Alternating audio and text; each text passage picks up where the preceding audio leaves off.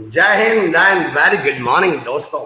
मैं अमर चौधरी, आपका होस्ट और आपका दोस्त। और अब तो मैं सही बताऊं, अब तो दोस्त से भी थोड़ा सा हम लोग आगे बढ़ गए हैं। एक एक्सटेंडेड फैमिली, एक जिसको हम कह सकते हैं एक परिवार, एक विस्तृत परिवार का हम हिस्सा हो गए हैं।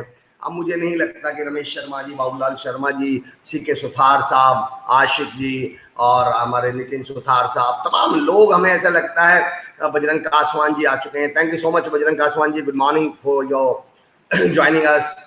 सोनिका मैम, स्वागत है आपका, गुड मॉर्निंग। राम कुमार रेवाड़ साहब, नमस्कार साहब, प्रणाम करते हैं आपको। मैं भी बहुत बहुत प्रणाम करता हूँ राम कुमार रेवाड़ साहब, आपको स्वागत है सर, आपका बहुत बहुत स्वागत है। Rohit Singla ji, very good morning. Yogesh Godara ji, जय हिंद, क्या बात है। यकीन जानिए दोस्तों, जब 10 बजे सुबह सुबह आप लोगों से जय हिंद करने का मौका मिलता है तो पूरा दिन बन जाता है, पूरा दिन शानदार। आपने वो सुना था ना, एक ऐड आया करता था बहुत पहले, सुबह बबूल की तो दिन तुम्हारा। मैं कहता हूँ सुबह शख्सियत की तो दिन हमारा। आप लोगों से मुलाकात हो जाती है, पूरा दिन बन जाता है। Kamal Ratan ji, good morning. Roop Singh Rajpuri sir, आदरणीय सादर प्रणाम। Nisha Kamboj ji, good morning. Maya Rani ji, very good morning. Arun Munjal sir, स्वागत है आपका, you are most welcome. ITI Rastogi ji, good morning. Mohit Upadhyay ji, good morning. Jeeti Jagjit Dhaliwal sir, Malipa ji, proud of you, क्या बात है जीती भाई। मैं बहुत बहुत स्वागत करता हूँ सर आपका, हमारी शख्सियत का एक बेहतरीन हिस्सा। और अब मेरे भाई जीती जगजीत सर पधार चुके हैं। Charan Sarang ji, good morning. विक ए जेड ढिल, गुड मॉर्निंग। वेद प्रकाश थालोर जी, राम कुमार भागवत जी, अरुण कुमार जी, ब्रजमोहन लाल जोशी जी, क्या बात है, स्वागत है Brajmohan sir. Rohit Singla ji, Jain. Gurpreet Sidhu, good morning. Gurpreet BSc B.Ed first year, that's good, that's good. Rohit भाई, मैं बहुत शानदार हूँ। रोहित सर, आप कैसे हैं? उम्मीद कर रहा हूँ आप शानदार होंगे। कमल रतन जी, वंदे मातरम जी। प्रविंदर सिंह संधू, स्वागत है सर। आइए दोस्तों, आज एक ऐसी शख्सियत से आपकी मुलाकात करवाता हूँ। Manish Kumar ji, good morning. पूजा बस मैम, वेरी गुड मॉर्निंग। एक ऐसी शख्सियत से मुलाकात करवाता हूँ जिसने सच में फर्श से अर्श तक की एक यात्रा करी है। अगर हम उनके शुरुआती संघर्ष और शुरुआती जीवन को समझ लें तो हमें एक बात समझ में आ जाएगी कि हारा वही, कोई भी मुश्किल इंसान के हौसले से बड़ा नहीं, और हारा वही जो लड़ा नहीं, यह हकीकत है। आइए एक ऐसी शख्सियत से आपकी मुलाकात करवाता हूं, जब जब चुनौतियां आई, जब जब समस्याएं, जब जब चैलेंजेस आए, उन्होंने उनका न केवल सामना किया बल्कि ऐसा सामना किया कि आज हम उन्हें शख्सियत श्री समरजीत सिंह माल्ही जी के नाम से जानते हैं। आइए दोस्तों, Maharana Pratap awardee, Asian championship में मेडलिस्ट और इस समय ONGC में सीनियर सिक्योरिटी ऑफिसर के पद पर कार्यरत श्री समरजीत सिंह सर से मैं मुलाकात करवाता हूं आपकी। मैं स्वागत करता हूं श्री समरजीत सिंह सर का, श्री समरजीत सिंह माल्ही जी का। Good morning ji. Bishnoi Rocky ji, good morning, welcome back to India. Rocky भाई, कहाँ थे आप? Rohit Singla ji, I am also fine sir, क्या बात है। आइए दोस्तों, मुलाकात में एक बात समझिए, कई बार ऐसा होता है, राजेश कासवान सर, स्वागत है आपका, बहुत बहुत स्वागत है। कई बार दोस्तों ऐसा होता है, कुमार कोविद सर हमारे साथ जुड़ चुके हैं। राजेश कासवान सर रजिस्ट्रार साहब हैं SKD यूनिवर्सिटी के, बहुत विजनरी शख्सियत, बहुत प्लानिंग करके आगे बढ़ने वाले। कुमार कोविद सर हर स्टूडेंट्स के लिए हमेशा अवेलेबल, हमेशा करियर काउंसलिंग के एक्सपर्ट, एडमिशन सेल्स के हेड, मैं स्वागत करता हूं। मैं दोस्तों ये जानना चाह रहा हूं कि जब हम नाम से मिलते हैं सूर्यकांत शर्मा जी, बिल्कुल, लेकिन अगर हम थोड़ा अपने एक दूसरे के काम से भी मुलाकात हो जाए तो मजा आ जाए। अगर हम एक दूसरे का परिचय काम से भी हो जाए तो शायद हमारी कनेक्टिविटी और मजबूत हो जाए। राम कुमार रेवाड़ साहब लिख रहे हैं, अमर चौधरी साहब आपके बहुल्य विचार सुनते हैं तो दिल चाहता है कि बस ये मीठी आवाज मेरे कानों में गूंजते रहे। और सर, ये तो आपका बड़प्पन है राम कुमार सर, बहुत बहुत प्यार, बहुत बहुत शुक्रिया आपका, धन्यवाद। पिंकी कोहली मैम जुड़ चुके हैं नागपुर से, Vande Mataram. Rameshwar Prajapati ji, good morning ji. Ajay Nagar ji, great champion. Malik ji, nice to see you on SKD platform. Ajay sir, thank you so much for welcoming Samarjeet Singh ji. आज की शख्सियत का स्वागत करने के लिए मैं बहुत बहुत स्वागत, धन्यवाद करता हूँ आपका। सर थोड़ा जॉब में बिजी था, ओके रॉकी सर, ये तो अच्छी बात है, हम सबको अपने कार्यों में बिजी रहना है, दैट्स गुड, बहुत बढ़िया बात है। जगसीर सिंह सर, जगसीर सर स्वागत है आपका, बहुत बहुत धन्यवाद। हमारी शख्सियत का हिस्सा जगसीर सर से बहुत शानदार मुलाकात रही, बहुत शानदार बातचीत रही, और मैं शुक्रगुजार हूं सर का कि उन्होंने अपना समय निकाला है। हम बहुत जल्दी समरजीत सर से कनेक्ट होने वाले हैं। Rehmat Punia ji, good morning. Neha Yadav ma'am, मैं तो सादर प्रणाम करता हूं मैम आपको। ऐसा हो ही नहीं सकता कि स्पोर्ट्स का सेशन हो और नेहा मैम ना हो, ऐसा तो सही नहीं है। मेरे को तो कई बार लगता है कि उनके रगों में खून नहीं, स्पोर्ट्स दौड़ता है। स्पोर्ट्स का सेशन वो ऐसे एक्साइटेड हो जाती हैं, 10 काम छोड़कर भी सेशन जरूर अटेंड करती हैं। नेहा मैम स्वागत है आपका। मैं आपके सामने आज फिर हाजिर हूं पूरे जोश के साथ। नेहा मैम, मैं भी यही कह रहा था आपके परिचय में कि आपका जवाब नहीं, स्पोर्ट्स के प्रोग्राम को आप कभी मिस नहीं करते हैं। Sheetal Verma ji good morning. I am HR by profession. क्या बात है, रस्तोगी में ITI रस्तोगी लिख रहे हैं। आई am HR by profession, that's good, very very good. I welcome you, मैं स्वागत करता हूं आपका। परविंदर सिंह संधू जी गुड मॉर्निंग। बिल्कुल सच का जरूर जी। रामकुमार, आज मेरे शहर सादुल शहर में रिमझिम बारिश हो रही है, मौसम बहुत ही खुशबूदार है। रामकुमार सर, एक बार सादुल शहर जरूर आऊंगा मैं क्योंकि सादुल शहर का मौसम हमेशा सुहावना रहता है। आप हमेशा रिमझिम बारिश वहां रहती है। मुझे लगता है वहां का मौसम आपके लिए एक शेर मैं नजर कर रहा हूं आपके, कि जैसी नजरें वैसा मंजर होता है, और मौसम तो दिल के अंदर होता है। जैसे जिस शहर के लोग वैसा उस शहर का मौसम। तो आपके सादुल शहर के लोग बड़े प्यारे हैं, आप लोग बहुत अच्छे हैं, इसलिए मौसम भी वहां हमेशा अच्छा ही रहता है। सर कॉलेज कब खुलने वाले हैं? ढिल साहब, इसके लिए तो सर हमें वेट करना पड़ेगा। जैसे ही ऊपर से सेंटर से कोई भी आदेश आएंगे, गवर्नमेंट के कोई भी आदेश आएंगे, ये डिसीजन गवर्नमेंट का रहेगा, बिल्कुल बहुत जल्दी हम आपको सूचित करेंगे। बल्कि आपको सूचना तो मिल ही जाएगी अखबारों के माध्यम से, आपको इन्फॉर्मेशन मिल जाएगी सोशल मीडिया के माध्यम से, और हमारे माध्यम से भी डेफिनेटली आपको मिलेगी। Sheetal Verma ma'am very good morning. Virendra Rathore sir स्वागत है। जीती जगजीत धालीवाल जी बहुत बहुत स्वागत है भाई जी, बहुत बहुत स्वागत है। आपका तो प्यार मेरे लिए इतना बड़ा है, और संधू सर को भी मैं बहुत याद करता हूँ। संधू सर से भी बहुत जल्दी मुलाकात करने की मेरी कोशिश है। दोस्तों, कनेक्शन में हो सकता है थोड़ा टाइम लग रहा हो। कई बार क्या होता है, ये कनेक्शन जो है ना, कनेक्ट होने में थोड़ा टाइम लगता है। लेकिन मैं हमेशा एक शेर पढ़ता हूँ, शायद मैंने पहले भी पढ़ा है कि ये दिल के दरवाजे हैं, धीरे धीरे खुलते हैं, दस्तक देकर थोड़ा रुकना, फौरन लौट न जाना तुम। ऐसा नहीं है कि आए और देखा कि यार कनेक्ट नहीं हो पा रहे और वापस चले गए, नहीं। ये दिल के दरवाजे हैं, थोड़ा टाइम लगेगा, दस्तक देकर रुके रहिए। हो सकता है दरवाजा खोलने वाला रसोई में हो सकता है दरवाजा खोलने वाला छत पर हो सकता है दरवाजा खोलने वाला अपने रूम में हो। थोड़ा सा थोड़े टाइम लगेगा आने में, लेकिन ये तो कोई बात नहीं हुई कि हमने दरवाजे पे बेल बजाई और 10 सेकंड में वापस चले गए। हम क्या उम्मीद कर रहे थे कि कोई दरवाजे पे ही खड़ा होगा?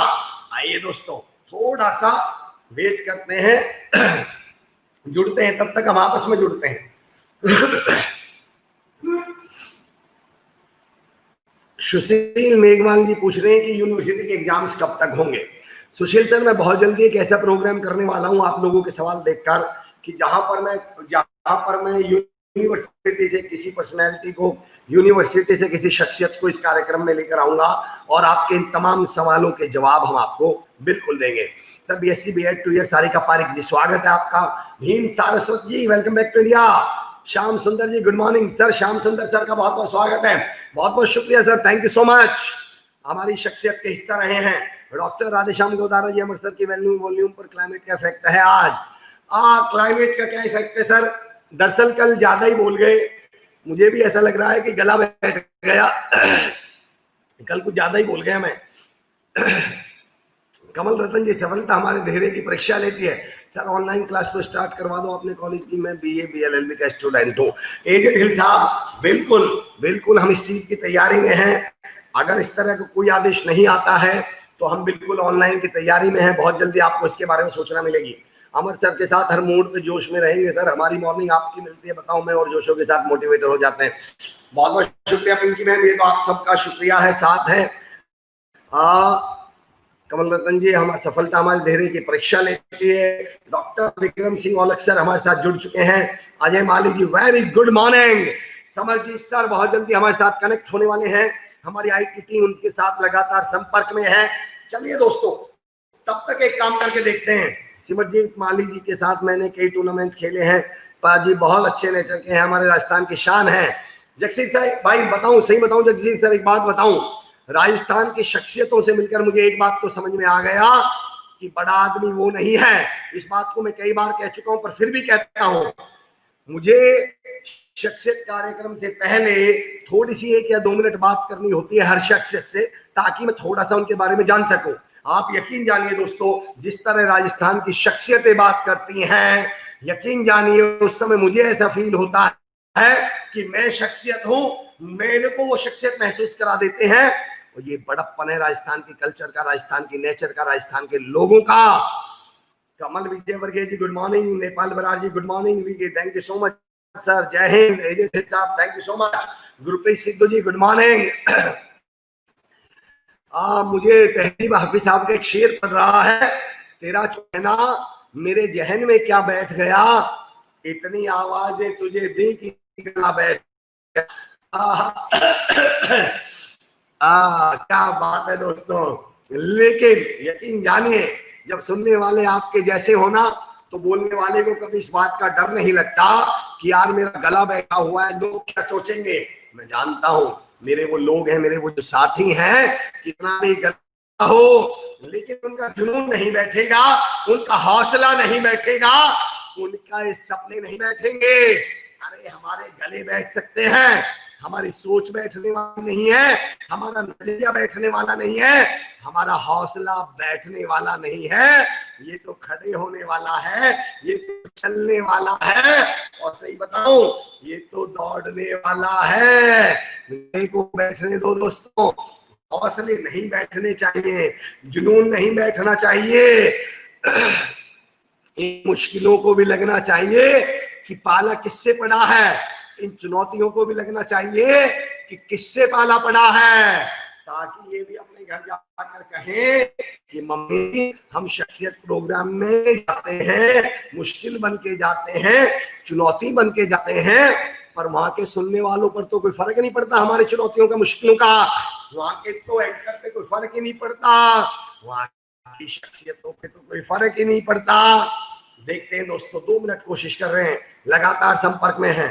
आइए, तब तक आप तमाम लोगों से परिचय हो जाए दोस्तों, कमेंट में आप परिचय मिले। आइए, Gurpal Muskan ji good morning, Gurpreet Sidhu ji good morning, Gagandeep Singh Soni ji good morning, Krishan Lal Pandya ji good morning, Varun Yadav sir very good morning sir, thank you so much for joining us. Varun sir ने हमें ज्वाइन कर लिया है। Rishi Arora ji good morning. Rishi sir थोड़ा आपसे तारुफ हो जाए, नाम तो मैं आपका रोज पढ़ता हूँ, कृष्णलाल पांड्या जी स्वागत है सब लोगों का, थोड़ा सा परिचय भी सबसे हो जाए तो मुझे भी बहुत अच्छा लगेगा और हमारी कनेक्टिविटी मजबूत हो जाएगी। जो लोग हमें सुन रहे हैं थोड़ा सा अपने परिचय दें।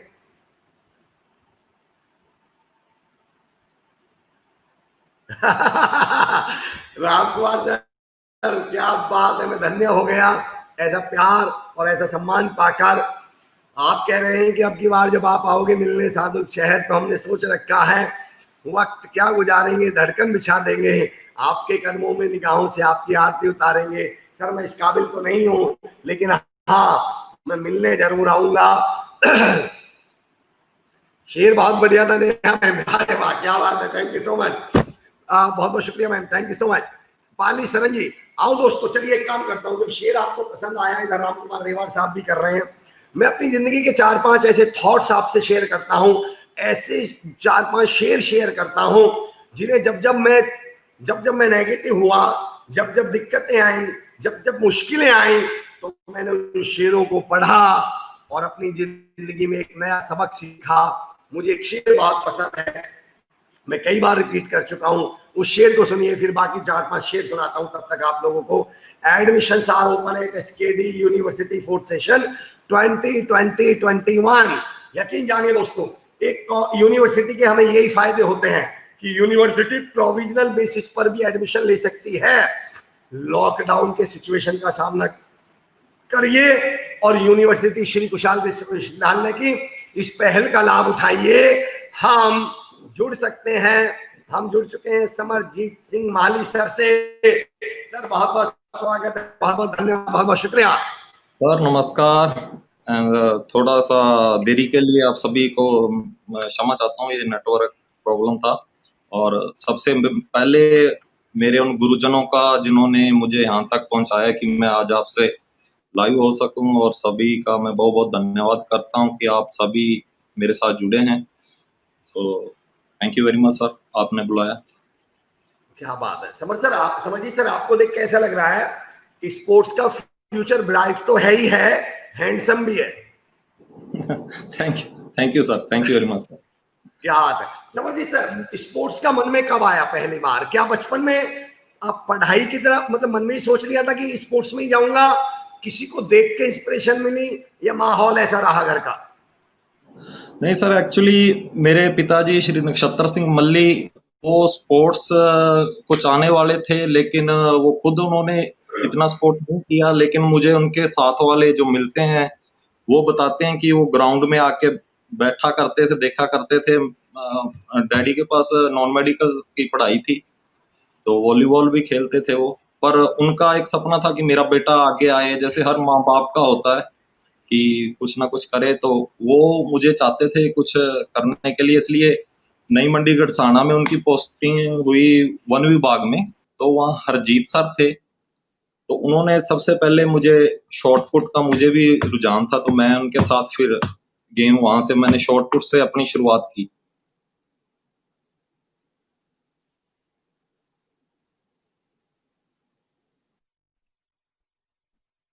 से तो बड़ी सुविधाएं मिली होंगी, बड़ा आपको तो सपोर्ट मिला होगा, सुविधाएं बहुत मिली होंगी। आप तो पहले ही दिन से 1 लाख वाली जेवलिन से यूज करने लगे होंगे।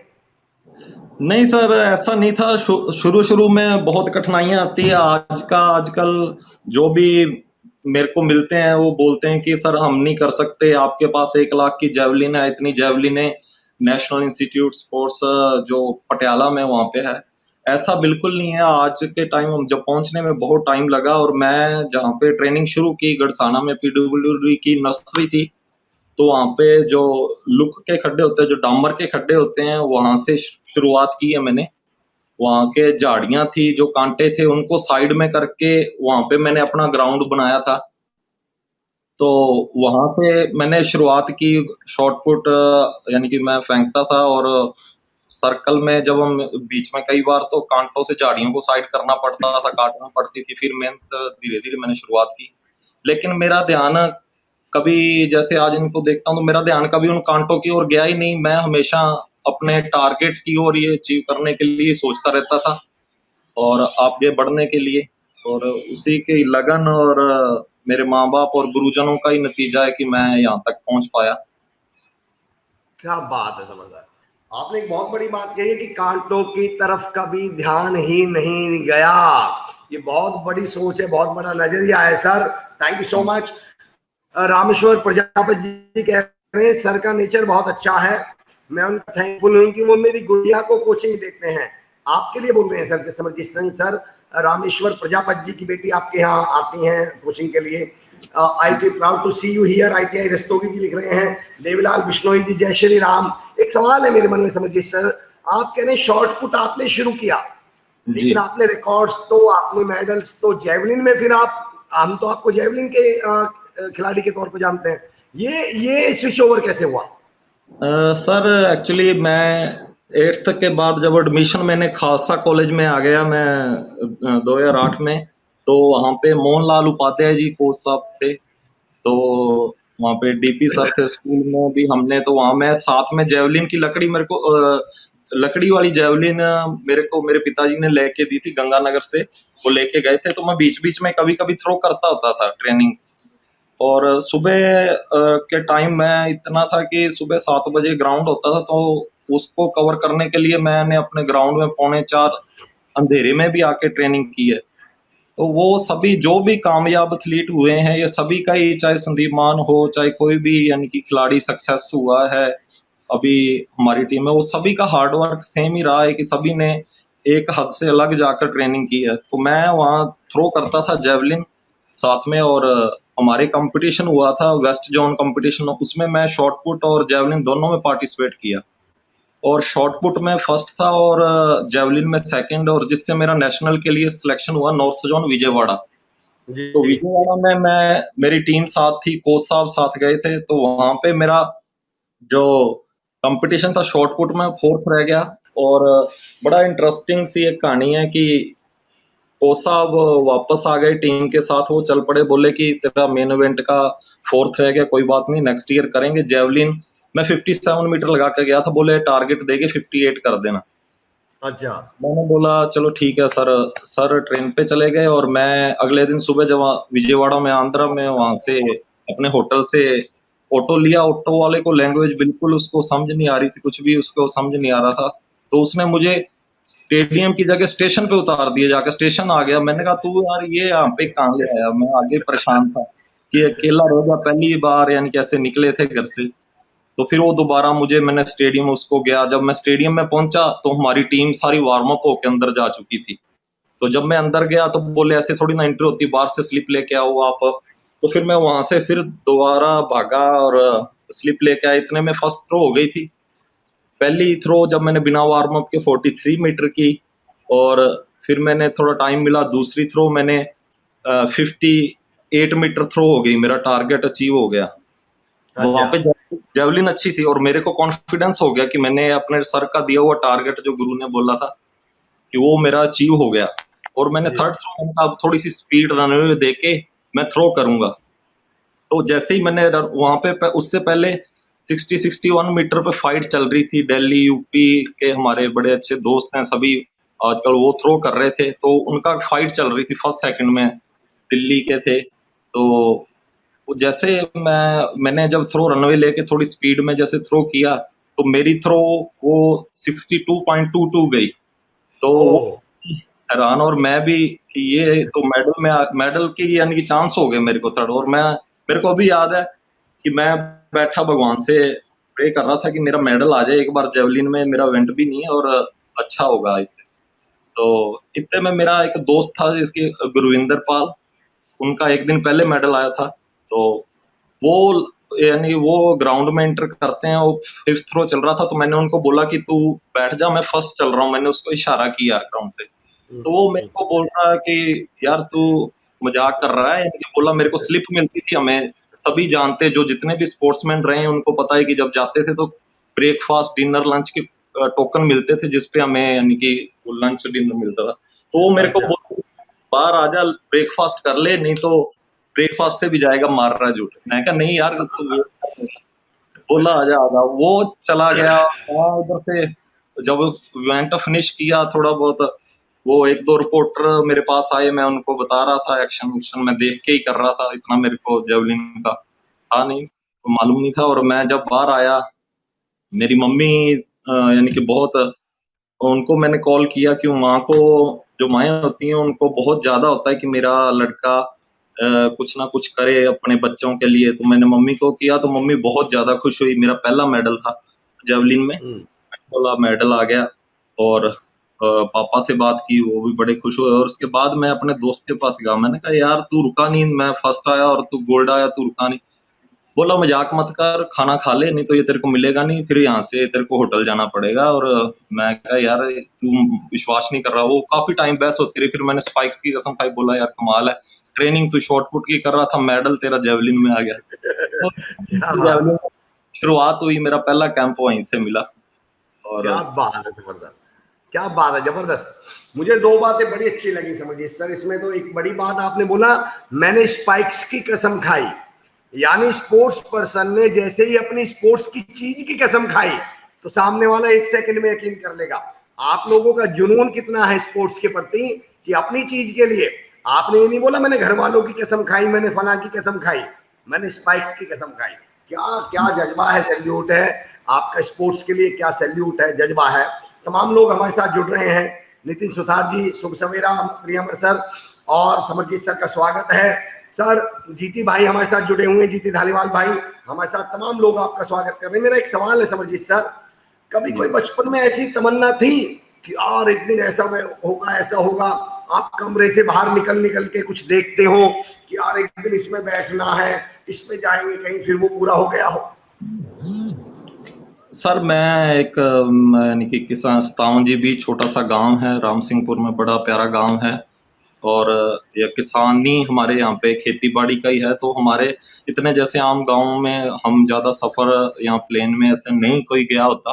तो ये सभी हमारे लिए एक बड़ा ये था कि मैं भी अपने प्लेन में सफर करूं या कुछ करूं। ऐसे जब मैं यहाँ से सिलेक्शन मेरा हुआ, फर्स्ट टाइम मैं इंटरनेशनल 2005 में मकाऊ के लिए था, तो उस टाइम महीना 2 महीने पहले जब मैं ट्रेनिंग करता था, कैंप में था इंडिया टीम में, तो मेरी छत से जब प्लेन कोई गुजरता था तो मैं बाहर निकल के आ जाता था और मैं काफी टाइम देखता था और अपने मन ही मन ना मैं किसी को बताता था और खुद सोचता था कि मैंने एक दिन इसमें बैठना और इसमें मैं बैठूंगा। और मेरी भगवान ने सुनी, मेरी माता पिता की मेहनत सफल हुई।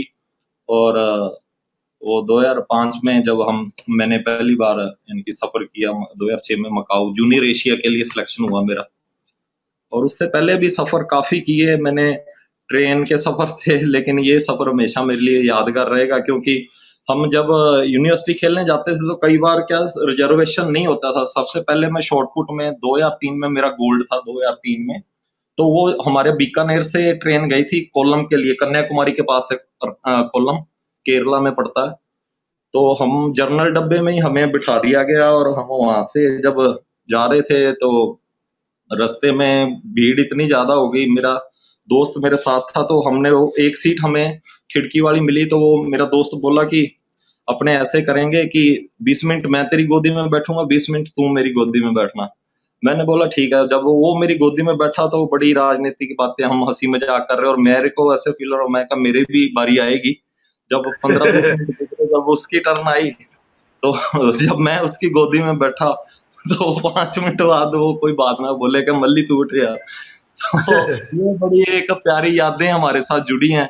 और बाद में रात जब हो गई, जब 1-2 सफर सुबह का हमने शुरू किया, रात के 1-2 बजने वाले थे, तो मेरे को एक गट्टा मिल गया और वो मैट था, यानी कि मैं उसको नीचे बिछा के मैं कहा मैं तो इसी में सो जाऊंगा। तो वो बोला तू इसमें सो जाएगा, तू यहाँ ऐसे वैसे ऐसे नहीं सो सकता तू यार। तो मैं कहा ठीक है, पर लेकिन मैं सो गया, नींद आई। लेकिन 2-3 घंटे बाद फिर मेरे को ऐसे लगा कोई मेरे को हिला रहा है, तो मेरा वही दोस्त आया, बोला यार उठ, मेरे को यहाँ नीचे लेटना है। तो मैं बोला यार तू बड़ा खिलाड़ी, तू यहाँ कैसे सोएगा।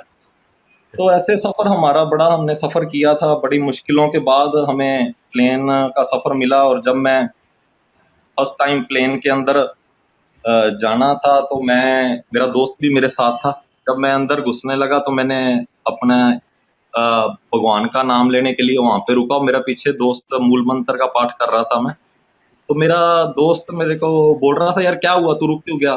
लेकिन मैं उसको बोला नहीं, मैं उसको बस मैं भगवान का थैंक्स कर रहा था कि तूने आज मुझे इतने यानी कि कड़े सफर से निकाल के जर्नल डब्बों से प्लेन पे लाए हो, तो उसके लिए मैंने थैंक्स किया। और मैं पहली बार जहाज में मैंने देखा।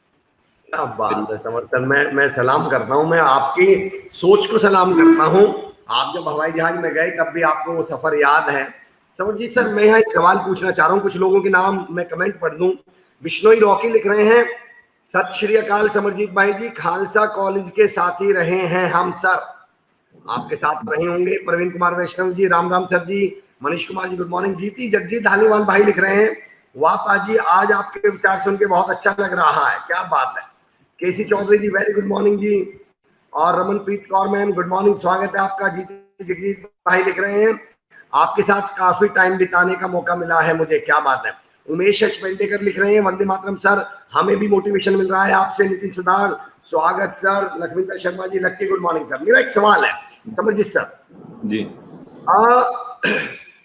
सपने देखने से और सपने पूरे करने तक के बीच की जो यात्रा है, इसमें कौन से गुण आप मानते हैं कि किसी शख्सियत में, किसी व्यक्ति में होने चाहिए, चाहे वो खिलाड़ी हो या वो कुछ भी हो। देखिए जो सपना आपने हमारे जहां बैठने का देखा था, हर लड़का देखता है, हर बच्चा देखता है। आपने सपना देखा कि एकदम विदेश में खेलूंगा, हर खिलाड़ी देखता है। पर फिर हर खिलाड़ी का सपना पूरा क्यों नहीं हो जाता, क्या चीजें हैं वो जो चाहिए?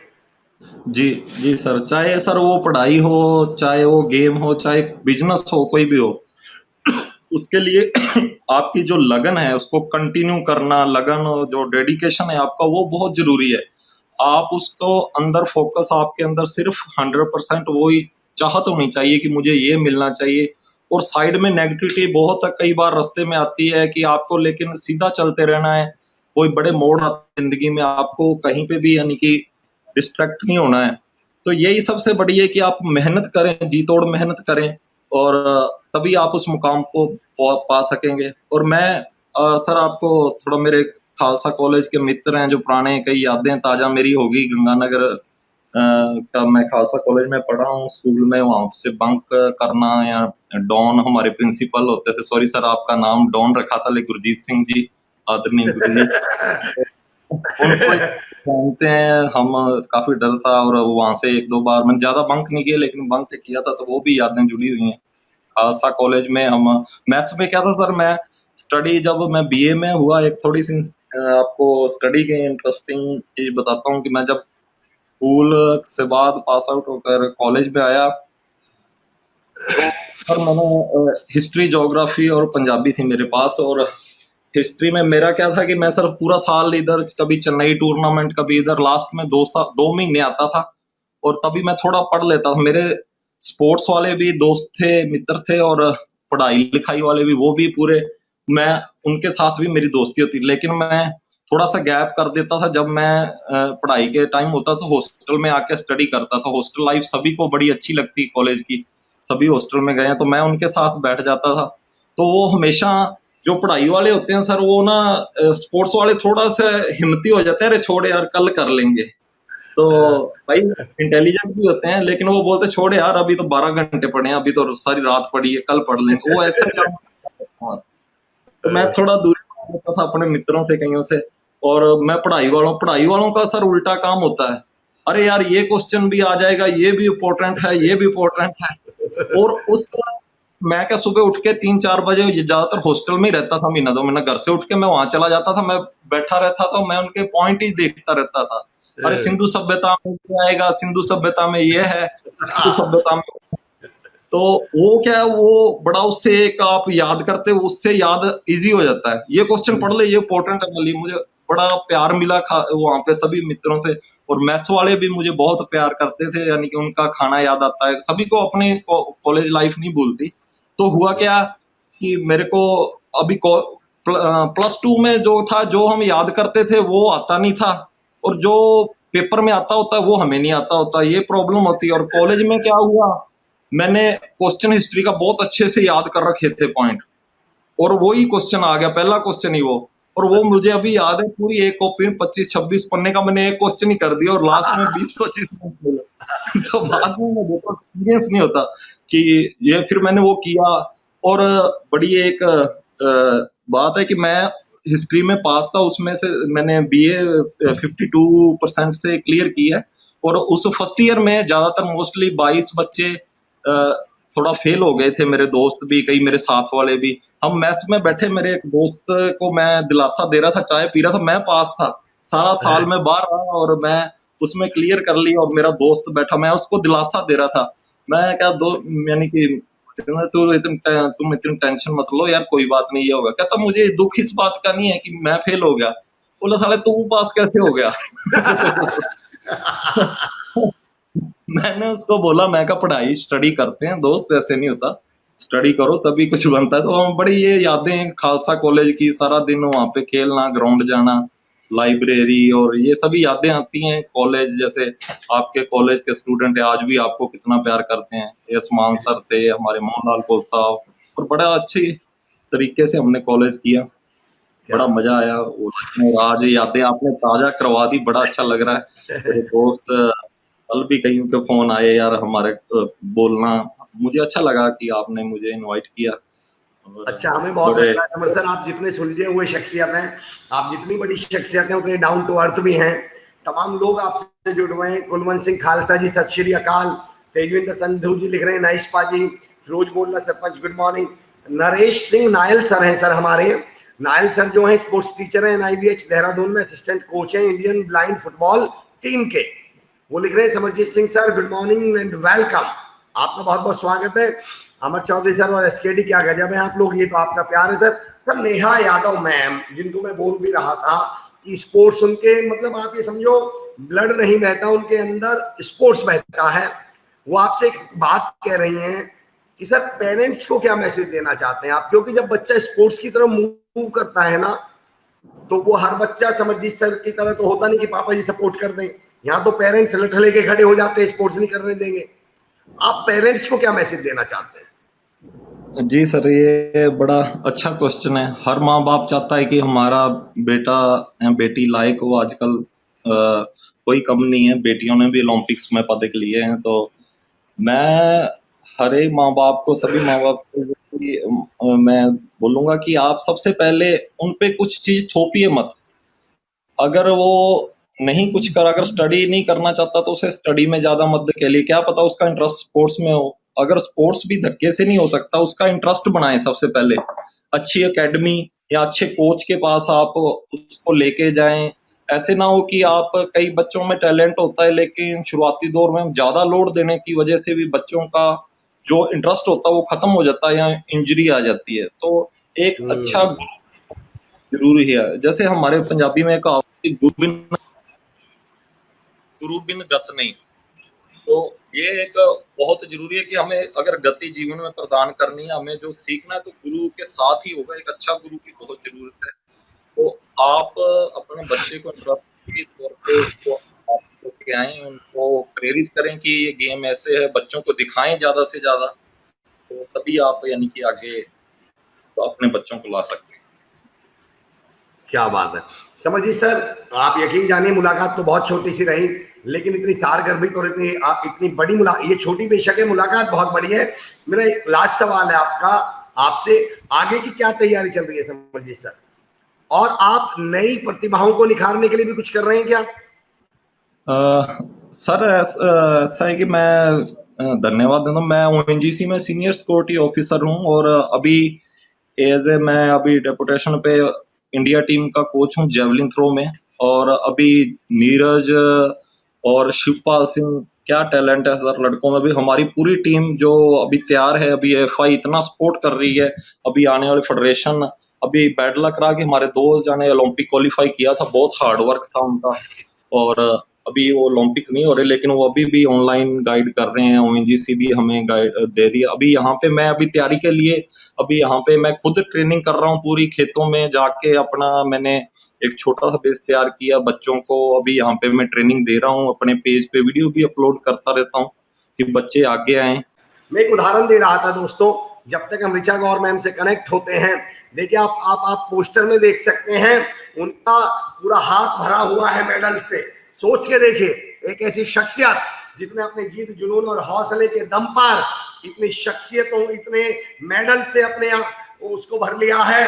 तो सोचिए उनसे हमें कितना सीखने को मिलेगा। दीपक बिश्नोई भी आ रहे हैं, तमाम लोग हमसे धीरे धीरे जुड़ रहे हैं। चलिए दोस्तों, धीरे धीरे हम भी जुड़ते हैं। एक बात मैं कह रहा था कि हम असफल नहीं होते। ऋचा गौर मैम हमसे जुड़ चुकी नमस्कार, हैं। ऋचा नमस्कार। मैम, बहुत बहुत स्वागत है आपका। थैंक यू सर, कैसे हैं आप? मैं बहुत शानदार हूँ। और ऋचा मैम, आपने बताया नहीं कि आपकी ये ट्रॉफी बनाने की कंपनी भी है, फैक्ट्री भी है, आप ये ट्रॉफियां बनाते हैं क्या? हाँ, ये 7 साल से मैं बना रही हूँ और खून पसीने से और सबके प्यार से ये ट्रॉफियाँ जो है अच्छा, जीती है। ये खून पसीने वाली ट्रॉफियां हैं जी। दोस्तों। अगर आप बैकग्राउंड देख लें तो ऐसा लगता है कि जैसे मैम ने फैक्ट्री खोल रखी हो। मैम, ऋचा मैम, जरा ये हाँ बताइए, जी, इस फैक्ट्री की शुरुआत कहाँ से हुई? बिल्कुल, बिल्कुल। फैक्ट्री की शुरुआत मैं आपको बताती हूँ, एक छोटे से कप से हुई, जो कि 3rd क्लास अच्छा। में, हाँ, 3rd क्लास में मैंने ताइक्वांडो, क्योंकि एक फाइटिंग आर्ट है और जी। उस वो फाइटिंग स्पिरिट जो है वो मुझमें बचपन से रहा है।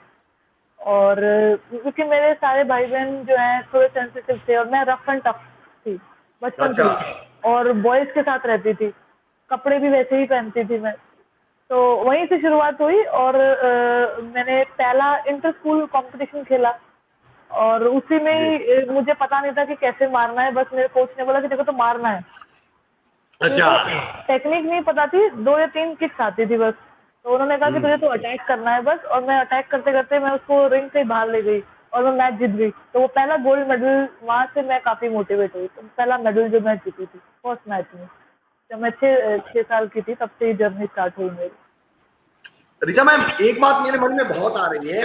आप वॉलीबॉल खेलते, बास्केटबॉल खेलते तो मेरी समझ में आता, ये ताइक्वांडो कहाँ से दिमाग में आ गया?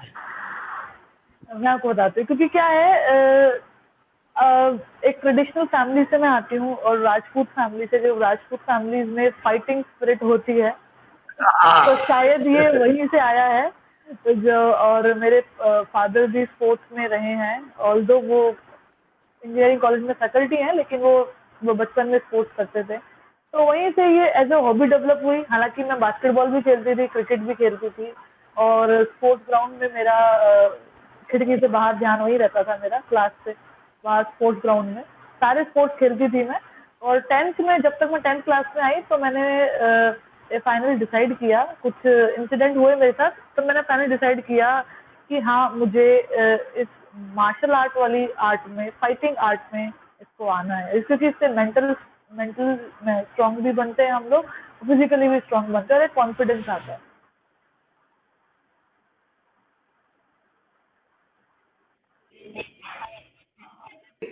आपने बस इतना सोच लिया कि मैं ऐसी फाइट कर लूं जहां रिकॉर्ड टूटे बजाय रिपोर्ट टूटने के, कि एफआईआर हो गई, थाने में चले गए, ऐसा चले गए, तो इससे अच्छा तो रिकॉर्ड तोड़ने वाली फाइट कर लूं।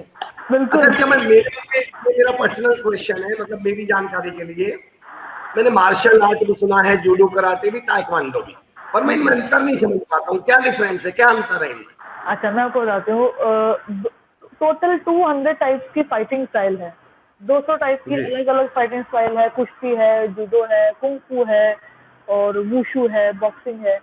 तो अलग अलग आर्ट के कुछ अलग अलग पहलू हैं। जैसे ताइक्वांडो में किक्स का ज्यादा यूज है, आप हाथ से फेस पे पंच नहीं कर सकते, आपको लेग मूवमेंट ही करना है, ओनली किकिंग करनी है, किकिंग से स्कोर लेना है, फेस पे हिट करना है।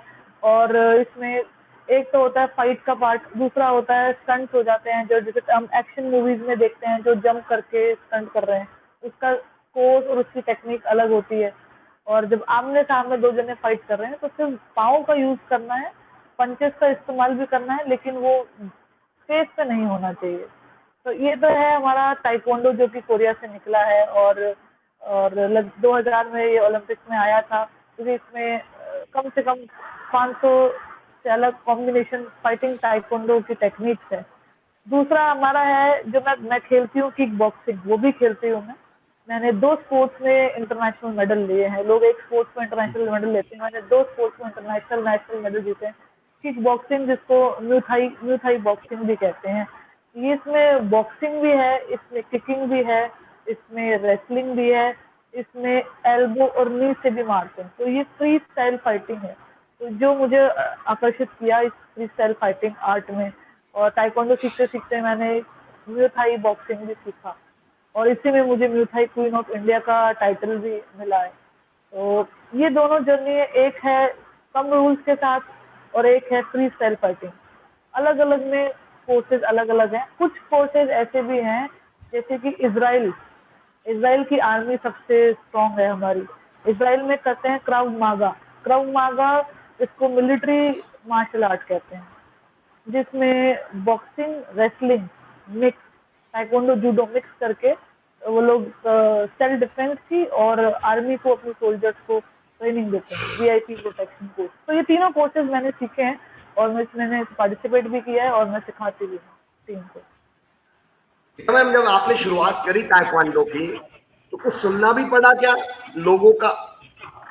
हाँ, बिल्कुल। जब मैंने स्टार्ट करी, तो पहले तो स्कूल से मेरे को सबने, टीचर्स ने बोला कि आपका 10th बोर्ड है, आप छोड़ दो इसको, क्या रखा है ब्लैक बेल्ट बनने में, और स्पोर्ट्स में कुछ नहीं है, मार्क्स नहीं है। जब तक अगर आपके मार्क्स नहीं आएंगे, पढ़ाई स्टडीज के अलावा आप कुछ नहीं कर पाओगे, तो आपको बेसिक आप में इतना होना चाहिए कि आपका एटलीस्ट फर्स्ट डिवीजन तो आए। तो टीचर्स ने बोलते थे, ट्यूशन टीचर्स बोलते थे, कुछ टीचर सपोर्ट भी करते थे।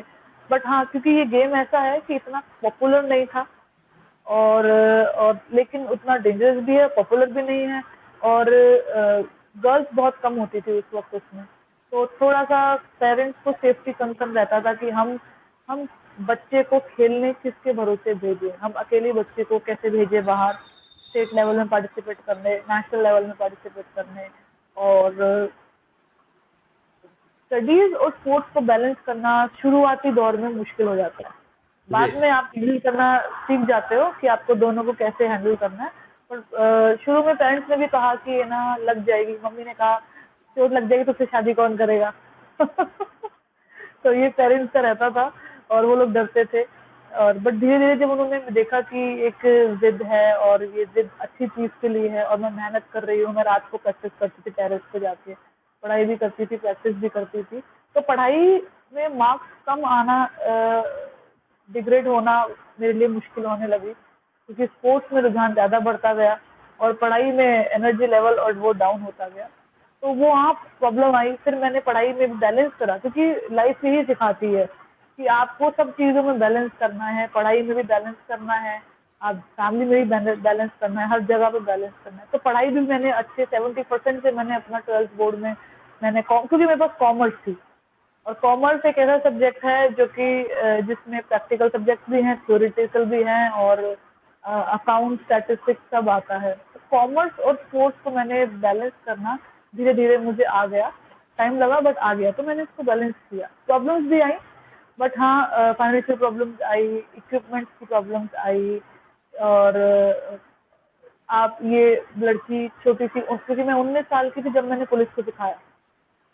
अच्छा। मैं 19 साल की थी और मेरे सामने 500 पुलिस कांस्टेबल्स थे खड़े थे सिखाने के लिए, उनके राजस्थान पुलिस हेडक्वार्टर पे। तो वो मेरे लिए बहुत बड़ा चैलेंज आया कि क्या बात। मुझे, हाँ, वो उस चैलेंज में वो फर्स्ट दिन तो किसी ने सीरियसली लिया ही नहीं कि छोटी सी बच्ची क्या सिखाएगी। फिर जब मैंने सामने किसी के ऊपर अप्लाई किया, पुलिस वाले को बुला के कि देखो ऐसे करना है, ये टेक्निक है, आप अब तक जूडो कराटे सीखते हो, ये नया है, नया कोर्सेज है, नया सिलेबस है, मॉडर्न मार्शल आर्ट है, तो वो सब सिखाया। तब सेकंड डे उन्होंने सीरियसली सीखा, उनको डांट के सिखाया, तब जाके वो एक चैलेंज मेरे सामने बिठा के 500 लोगों के सामने एक 19 साल की लड़की बोल रही है। मैंने फिजिकल टीचर्स को सिखाया, हमारे राजस्थान के गवर्नमेंट 300-400 फिजिकल टीचर्स, उनको भी मैंने ट्रेनिंग दी, वो भी उम्र में मुझसे बड़े।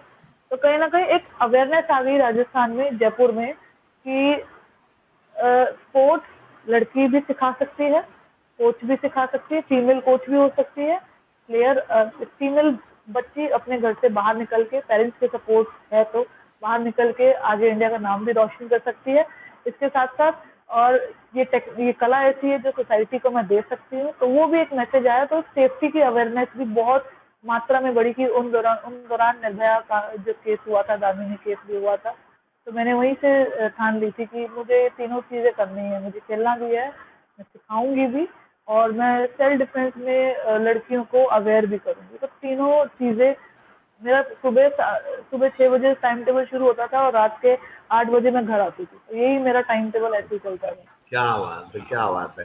ऋचा मैम, 2-3 बातें मुझे आपकी अभी तक जो आपने ये जो बोला, एक तो जो आपको मैं लास्ट फोटो देख रहा था ना मैं आपका, हाँ जो जी, अभी लास्ट फोटो आपका लगा हुआ था, आप यकीन जानिए जैसे डांसर डांस को एंजॉय करता है ना, आप अपने एक्सप्रेशन देखिए, आप ना डिफेंस को भी ऐसे एंजॉय कर रहे हैं, इतने मजे लेके सिखा रहे हैं उन्हें। आप इस फोटो को देखिए, आप उसको एंजॉय कर रहे हैं, अपने आर्ट को, अपने जो आपने सीखा हुआ स्किल्स को। एक आपकी बिल्कुल। बड़ी अच्छी बात मुझे लगी कि मम्मी ने कहा चोट लग गई तो, और आपने, मुझे ऐसा लग रहा है आपने बोली वही बात, शब्द मैं दे देता हूँ।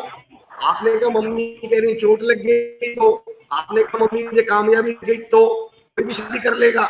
मम्मी ने कहा चोट लग गई तो शादी कौन करेगा, आपने कहा कामयाबी लग गई तो सब कोई भी कर लेगा, फिर तो कोई बात ही नहीं है। जितने भी पेरेंट्स यहाँ पर जुड़े हुए हैं, मैं उनको एक मैसेज देना चाह रहा हूँ, जितने पेरेंट्स जुड़े हुए हैं, अपने बच्चों को करने दीजिए। मुझे एक शेर बहुत पसंद है कि हवा के रुख पे छोड़ दे, जलना सीख जाएगा, और बच्चा लड़खड़ाएगा तो चलना सीख जाएगा। इन बच्चों को लड़खड़ाने दीजिए, गिरने दीजिए, चोट लगने दीजिए। चोट लग के मरा नहीं आज तक कोई भी, मजबूती हुआ है।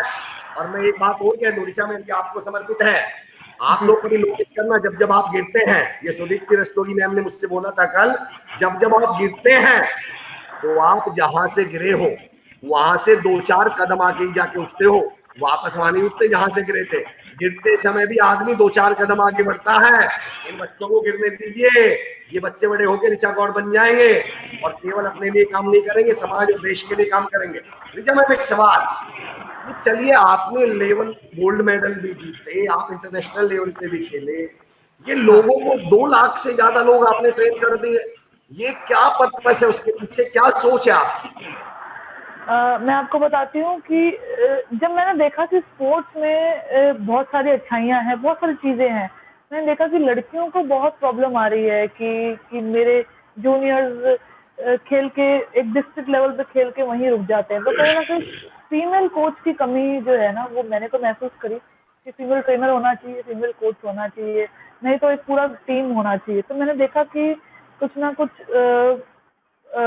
लड़कियां बाहर नहीं निकल पा रही, और मैंने ये ठान ली। और उस वक्त जब निर्भया वाला केस हुआ था, जो रेप केस हुआ था, वो जिसने पूरे संसार को हिला के रख दिया था, उस वक्त मुझे लगा कि मुझे ये स्टेप लेना चाहिए, मुझे ये रिस्क लेना चाहिए, मुझे इनिशिएटिव लेना चाहिए।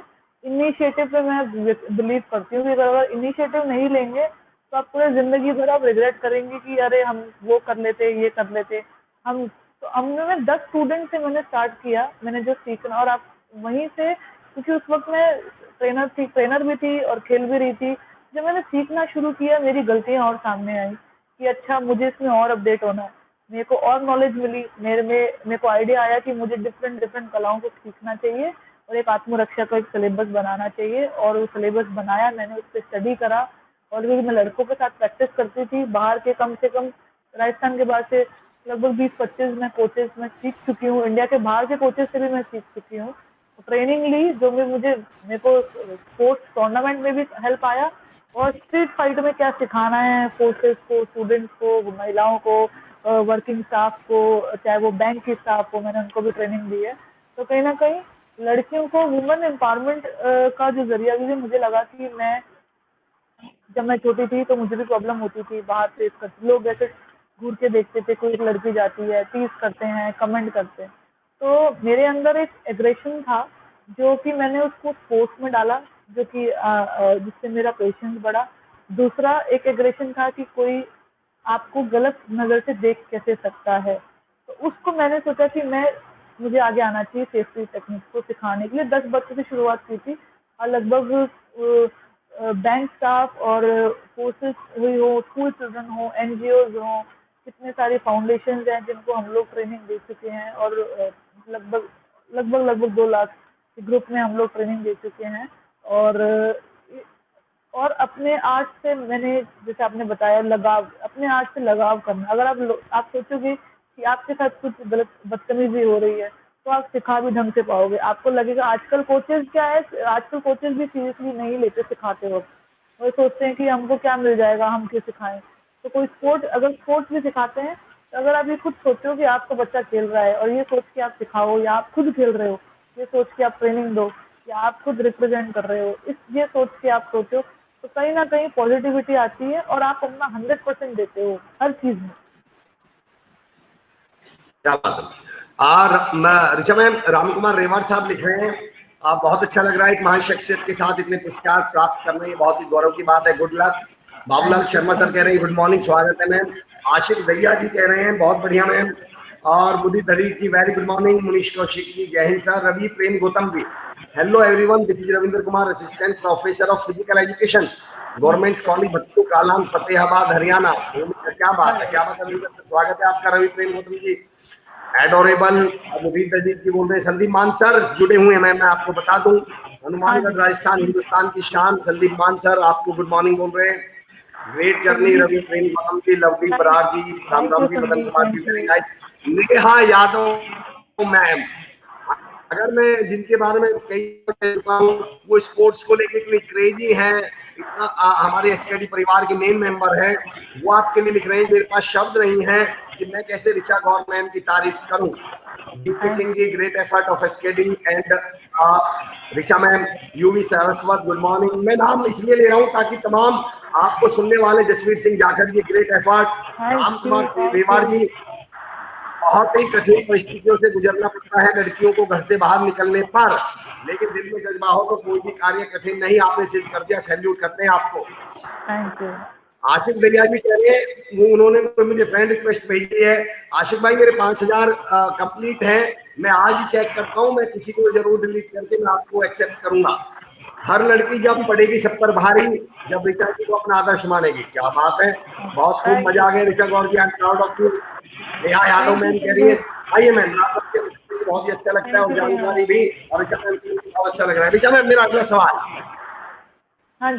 क्या उम्मीद करती हैं आप लड़कियों से, आजकल की लड़कियों से आप चाहती क्या हैं, आपके इरादे क्या हैं? हाँ जी, देखिए मेरा बीच में स्पोर्ट्स में गैप आ गया था 2 साल, और मैं इस 2020 में, जो कि लॉकडाउन के टाइम में, ये टाइम इतना अच्छा है कि हम लोग अपने सपनों को, अधूरे सपनों को पूरा करें। तो यही विजन है कि जो हमारा ड्रीम है, जिस भी फील्ड में हमको जाना है, तो मेरा जो ड्रीम है, मुझे जहाँ अचीव करना है, मैं उसकी तैयारी कर रही हूँ। और इसके साथ साथ मैं एक नया चेंज भी लेकर आई हूँ। एज ए प्लेयर मैं अपनी ट्रेनिंग कर रही हूँ, प्रैक्टिस कर रही हूँ, और इसके साथ साथ न्यूट्रिशन का, डाइट का, क्योंकि पहले जो टाइम था वो कुछ और था। उस टाइम पे हम लोग कुछ भी हम खाते थे तो हमारे शरीर को इतना लगता नहीं था, और एनर्जी हमेशा भरपूर थी। पर ये जितना भी चेंज आया, स्ट्रेस लेवल बढ़ चुका है, तो न्यूट्रिशन और डाइट में भी मैं चेंजेस कर रही हूँ। और मैं चाहती हूँ कि सब लोग, चाहे आप स्पोर्ट्स फील्ड से हो या नहीं हो, पर अपनी डाइट में, अपने न्यूट्रिशन में, अपने लाइफ में वर्कआउट करना है, ये एक लाइफ का पार्ट बना ले। जैसे मोबाइल आपकी जिंदगी का हिस्सा है, सबकी जिंदगी का हिस्सा है, वैसे एक हेल्दी लाइफस्टाइल भी आपको अपनी जिंदगी का हिस्सा बना ले। जिस तरीके से हम सुबह उठ के भगवान को हाथ जोड़ते हैं, और इसी तरीके से एक हेल्दी लाइफस्टाइल भी लाना चाहती हूँ। मैं चाहती हूँ कि सब पेरेंट्स में, क्योंकि मैं अपनी एकेडमी चलाती हूँ, और एकेडमी में काफ़ी पेरेंट्स जुड़े हुए हैं हमारे साथ यहाँ पे जयपुर से, और अलग अलग, जैसे आज सुबह मैंने एमजीडी गर्ल्स स्कूल, जो महारानी गायत्री देवी गर्ल्स स्कूल है जयपुर में, उनके बच्चों को एक लाइव सेशन दिया, वर्कशॉप दिया मैंने। तो इस तरीके से एक चेंजेस लाना चाह रही हूँ कि चेंजेस आए यूथ में, स्टूडेंट्स में, और एक ये नई परिभाषा भी आए कि बाहर के देश के लोग जब ऑनलाइन सीख रहे हैं, तो हम लोग, जब तक हमारा ये साल नहीं गुजर जाता, हम अपने आप को अपडेट करें और ऑनलाइन सीखते रहें। कुछ ना कुछ लर्निंग बंद नहीं होनी चाहिए। तो ये भी एक चेंजेस मैं ला रही हूँ एज अ कोच भी, और ताकि साथ के साथ जो हमारी सहेलियां हैं, दोस्त और भाई बहन हैं, ये लोग भी अपग्रेड होते रहें। ऐसा नहीं है कि स्पोर्ट्स बंद हो गया इस टाइम पे तो हम बैठ जाए। हम अपने आप को डिजिटली और हेल्दी लाइफस्टाइल से अपग्रेड करना जो है, ये मैं अपना लक्ष्य मानती हूँ इस लॉकडाउन में। क्या बात।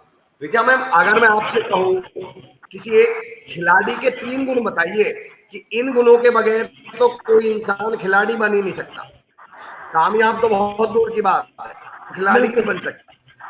वो 3 जो आप गुण पूछ रहे हैं, वो सबसे महत्वपूर्ण गुण है एक प्लेयर के। वो है, पहला है डिसिप्लिन।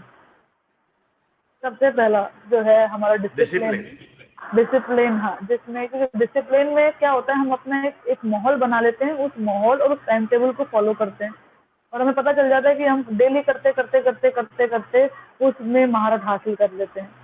दूसरा है पैशन। आपके पास पैशन होना चाहिए किसी भी चीज को लेके, आप कोई भी फील्ड हो।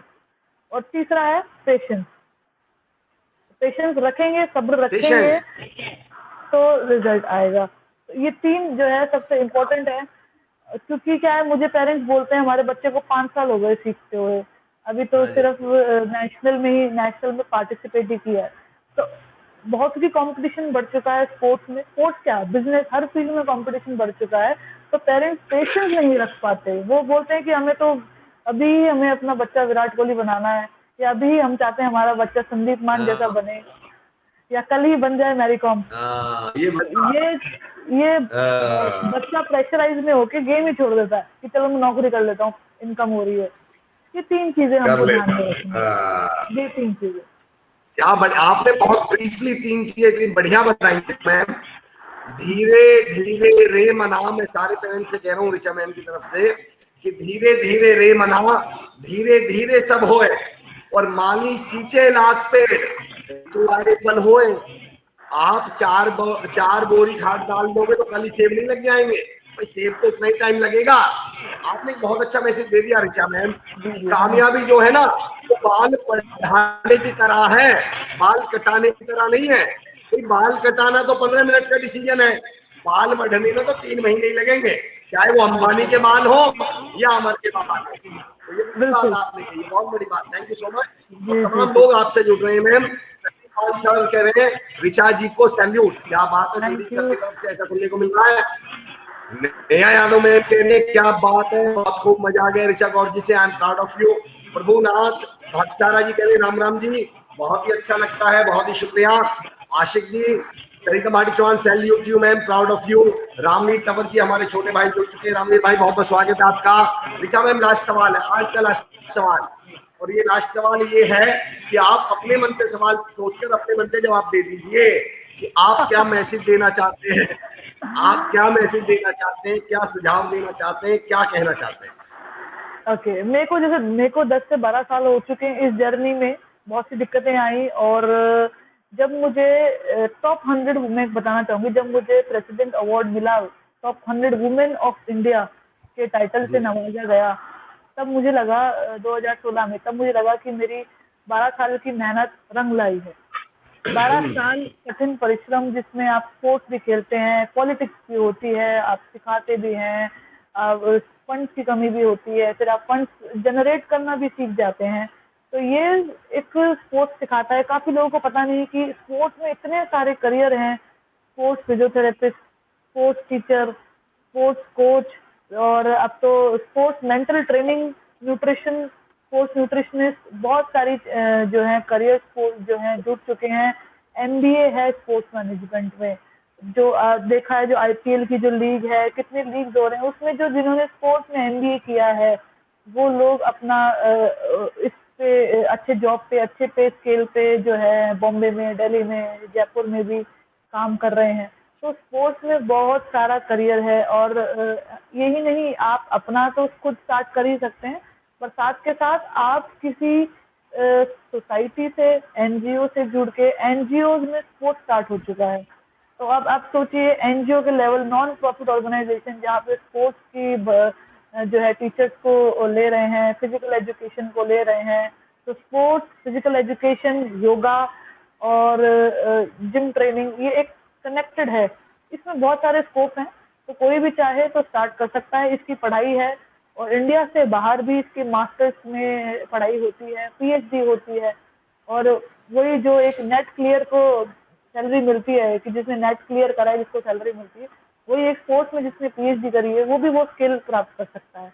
तो बहुत सारे, अगर आप मान लो आपका बच्चा नेशनल में खेल के रह गया, पर उसकी मेहनत को खराब मत जाने दे, आप उसी फील्ड के आसपास कुछ क्रिएटिविटी ढूंढो, वहीं से अपना जो है अपने मकाम हासिल करे, छोड़े नहीं। पर अगर आप नेशनल भी खेल के रह गए हैं, वो 5 साल की मेहनत को छोड़े नहीं, उसी में से एम्प्लॉयमेंट जो है आप जनरेट करें। आप देखिए, नेट पे बहुत सारे कोर्सेज अवेलेबल हैं, और आप ध्यान रखिए, आपकी मेहनत जरूरी नहीं है आपको मेडल के रूप में मिले, गवर्नमेंट जॉब के रूप में मिले।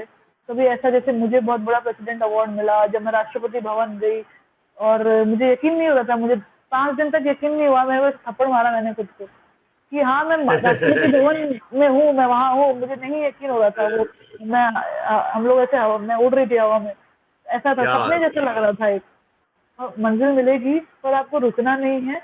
और कभी कभार होता है हमारा मोटिवेशन खत्म हो जाता है, हमने यूट्यूब देख लिया, सारे मोटिवेशन सेशन देख लिए, खत्म हो जाता है। तो आप खुद में से मोटिवेशन ढूंढो।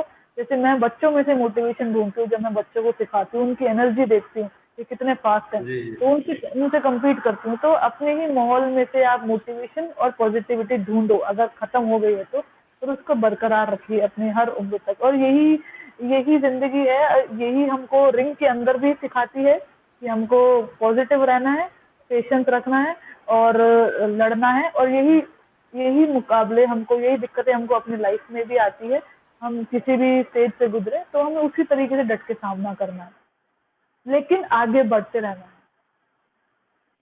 तो तय है, अगर कोई आपकी बात को गौर से सुन ले, आपकी बात को कोई गौर से सुन ले, तो वो स्पोर्ट्स में और कामयाबी में रिच हो जाए, और सब उससे बोलेंगे आ, तो फिर वो बनेगा रिच आ गौर, तो फिर वो रिचा गौर कोई भी बन सकता है। तो बिल्कुल आपकी बात को, अगर तमाम लोग सुन रहे हैं आपकी बात को, बहुत अजयपाल सिंह जादौन साहब का मैं कमेंट पढ़ना चाह रहा हूँ। 2-3 दिन बाद, sir welcome back to India. पहले तो अजयपाल सर, सुरक्षा, निपुणता और आर्थिक निर्भरता की छवि में स्वयं को पूर्ण प्रतिष्ठित करने के वास्ते अभी भारतीय स्त्रियों को हजारों कदम आगे बढ़ना बाकी है। क्या बात है अजयपाल सर, और उनका एक कदम हमें बढ़ना पड़ेगा। मैं डॉक्टर कुंवर पिचाई साहब का एक शेर इसी के साथ आज का सेशन खत्म कर रहा हूँ। अजयपाल सर, उनका एक कदम हमें बढ़ना पड़ेगा, सारी धरा भी साथ दे तो और बात है। अगर हम अपने घर की स्त्रियों के लिए हम सपोर्ट में खड़े हो जाएं। हालांकि मैं एक बात कहूँ, मेरा हमेशा ही मानना रहा है, मैं जब ट्रेनिंग लेता हूँ तो मैं लड़कियों से पूछता हूँ, भाई आप में से कौन कौन चाहता है कि तुम भी लड़कों जैसी बन जाओ, लड़कों के बराबर हो जाओ? तो लड़कियां हाथ उठाती हैं, तो मैं कहता हूँ मैं पहली बार सुन रहा हूँ कि अमिताभ बच्चन कह रहा है उसे तुषार कपूर के बराबर बनना है। अरे मैंने कहा तुम लड़कों जैसे के बराबर बनने जा रही हो, तुम्हारे बस जैसे लड़के बनने चाहिए। हाँ लड़कों में तो वो गुण ही नहीं है कि लड़कियों में है। मैं एक उदाहरण देता हूँ, मैं एक ही लाइन में बात खत्म कर दूंगा। लड़कियां पैंट शर्ट पहन सकती हैं या नहीं पहन सकती? बिल्कुल पहनती हैं या नहीं? बिल्कुल बिल्कुल। यानी लड़कियां लड़कों की ड्रेस पहन लेती हैं। लड़के साड़ी या सूट सलवार पहन सकते हैं? नहीं तो जिनकी औकात आपके कपड़े तक पहनने की नहीं, उनसे क्या मुकाबला आपका? देखिए आपने तो पहन लिए, उनसे नहीं पहने गए। तो दोस्तों मैं ये कहना चाह रहा हूँ, आप ज्यादा आगे हैं और आप तमाम आगे बढ़े। बहुत बहुत शुक्रिया ऋचा मैम, आपका बहुत बहुत धन्यवाद, आपने हमारे लिए समय निकाला। Thank you so much. I am grateful SKD की तरफ से Shri Babulal Juneja sir, Dinesh Juneja sir, Varun Yadav sir, तमाम मैनेजमेंट की तरफ से आपका बहुत बहुत धन्यवाद। Thank you very much. Thank you so much. दोस्तों हमारे साथ ऋचा गौर मैम जुड़ी हुई थी और यकीन जानिए इतनी लर्निंग, इतनी पॉजिटिविटी उनके बोलने से समझ में आ रही थी, क्या बात है। बहुत बहुत शुक्रिया आप तमाम लोगों का जुड़ा रहने के लिए और आज मुझे बियर करने के लिए, मुझे झेलने के लिए। मेरे गले की आवाज जो बिल्कुल खराब हुई पड़ी है, फिर भी आप लोगों ने इतना प्यार दिया, इतना साथ दिया, मैं बहुत बहुत शुक्रगुजार हूँ आप लोगों का, तमाम लोगों का बहुत बहुत धन्यवाद। Madan Kumar ji right sir, thank you so much. दोस्तों पॉजिटिविटी, सकारात्मकता, मैं एक बात कहना चाह रहा हूं बस कि ना हम सफर ना किसी हमनशी से निकलेगा, हमारे पैर का कांटा हम ही से निकलेगा। जो मैसेजेस हमें इस शख्सियत प्रोग्राम में मिलते हैं, उन चीजों को अब लाइफ में अप्लाई हमें करना है, लाइफ में उतारना हमें है, तब तो ये कार्यक्रम हम सफल मानेंगे। अगर 4 लोग, 2 लोग, 10 लोग, 20 लोगों ने भी अपनी जिंदगी में बदलाव ले आया तो हम सोचेंगे हमारा ये शख्सियत कार्यक्रम कामयाब हुआ। बहुत बहुत शुक्रिया, बहुत बहुत धन्यवाद, थैंक यू सो मच। मुलाकात होगी कल एक बड़ी शख्सियत के साथ 10 बजे। Thank you so much.